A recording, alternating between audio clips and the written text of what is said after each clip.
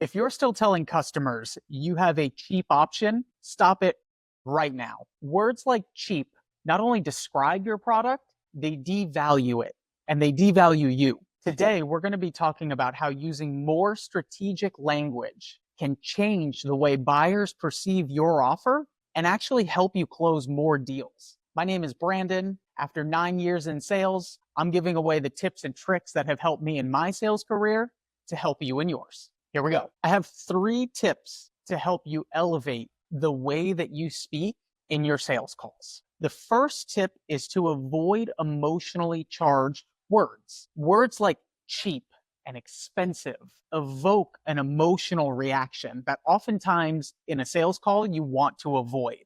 Think of the word cheap. When you think of something that's cheap, oftentimes it's associated with being low quality, poor quality, something that's not going to last or isn't worth its value. Replace a word like cheap in your sales conversation with phrases like less expensive or more cost effective, and watch what subtle differences that makes. Conversely, a word like expensive is also going to elicit an emotional response that maybe you don't want.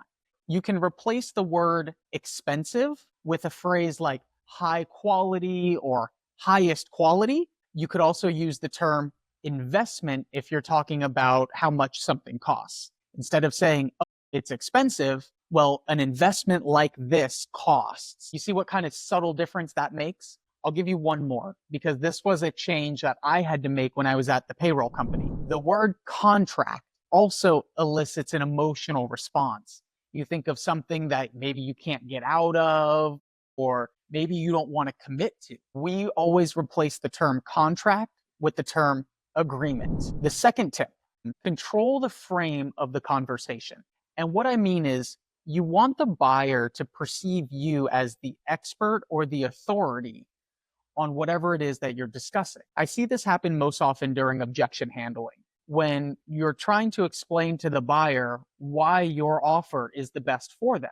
But if they're giving you pushback, naturally, we might get nervous. And when we get nervous, adrenaline spikes and it causes you to start speaking a little bit quicker, or maybe not knowing and planning out exactly what you're going to say next. And it creates this frantic tone in your voice. Once that frantic tone shows up, now the buyer knows that you're nervous and maybe you don't know what you're talking about.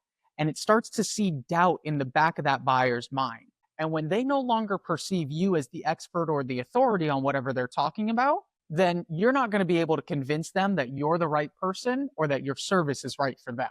So instead, at all times during the sales conversation, but especially when you're nervous, slow your rate of speech down. It draws the buyer in and forces them to listen to what you're saying as they hang on every word. Even during this, you can tell how when I slow my speech down, it's a little bit better and more engaging than when I'm speaking quickly. And during a sales conversation, you want to avoid that franticness. In addition, you can use phrases like, most clients I work with choose option X. It conveys that you work with so many people who are in the same situation as your buyer currently is, and you've been through this before. It's not your first rodeo. Again, we're establishing credibility and authority. The last tip that I have for you actually comes from 7 Habits of Highly Effective People, which is a book by Stephen Covey. His last habit, habit number 7, is sharpen the saw. And effectively what that means is practice, practice, practice. A lot of the times replacing words that we grew up with and being mindful of our speech cadence don't come naturally. And therefore you want to practice that in role plays with other people who know how to look for these things and can give you feedback. Additionally, you want to practice so regularly and so hard that when game day comes, you can just get out on the field and have fun because you're not worried about thinking about, am I using the right words? Am I watching my speech? All of that should be done to the point where you can get on the field and help that customer. If you enjoyed today's tips, if you got any value out of them, please subscribe to the channel and I'll see you in the Sales Armory.